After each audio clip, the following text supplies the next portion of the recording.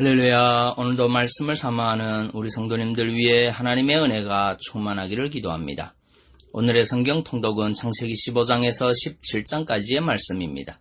오늘은 창세기 15장의 말씀을 통하여 천국 구원은 오직 하나님의 은혜로 주어집니다 라는 말씀으로 은혜를 나누겠습니다. 오늘의 본문 창세기 15장 17절 말씀입니다. 해가 져서 어둘 때에 연기 나는 풀무가 보이며 타는 횃불이 쪼갠 고기 사이로 지나더라. 아멘. 창세기 15장은 하나님이 아브라함과 맺은 횃불 언약에 대한 내용입니다. 17절을 보면 하나님께서 드디어 아브라함과 언약을 체결하시는 장면이 나옵니다.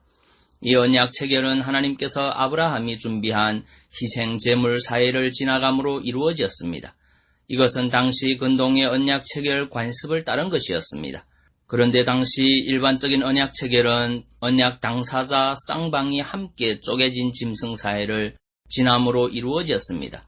그리고 그것은 어느 한쪽이 언약을 파기하면 쪼개진 짐승과 같이 처참히 죽게 된다는 의미를 담고 있었습니다.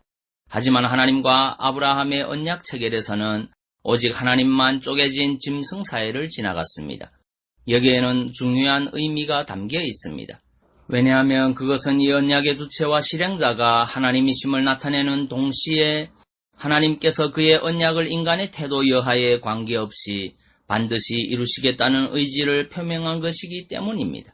사실 불완전하고 변하기 쉬운 인간은 하나님과의 언약을 이행할 능력이 없습니다.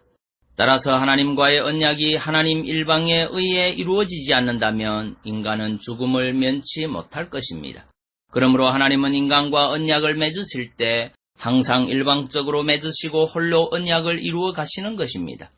이는 인간을 향한 하나님의 사랑이 얼마나 크고 놀라운지 잘 보여줄 뿐만 아니라 우리 성도들의 구원이 우리들의 노력의 결과가 아니라 오직 하나님의 은혜로 주어지는 것임을 명백하게 교훈해 줍니다. 그렇습니다. 천국 구원은 전적으로 하나님의 은혜의 선물입니다. 하나님은 아브라함을 찾아와 언약을 맺으시고 아무 조건 없이 약속들을 제시하여 주셨습니다. 마찬가지로 하나님은 오늘날 우리 성도들과도 그리스도 안에서 언약을 맺으시고 천국 구원을 약속해 주셨습니다. 특별히 하나님은 우리와 언약을 맺으실 때 당신의 주도하에 일방적으로 맺으셨는 바 우리는 우리의 행위와 관계없이 그 약속들이 반드시 성취될 것을 확신할 수 있습니다. 따라서 우리는 하나님의 언약을 추호도 의심하지 말고 그것이 이루어질 날을 소망해야 하겠습니다. 날마다 그 하나님의 무조건적인 은혜를 감사하며 성도다운 삶을 살아가는 성도님들 되시기 바랍니다. 에베소서 2장 8절의 말씀입니다.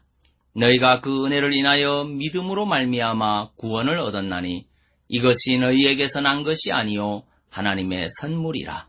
아멘. 기도하겠습니다. 사랑의 주님, 천국 구원은 오직 하나님의 은혜로 주어진다는 사실을 깨닫습니다.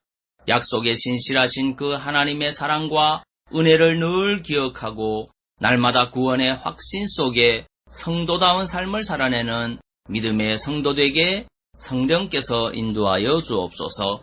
예수님 이름으로 기도하옵나이다. 아멘.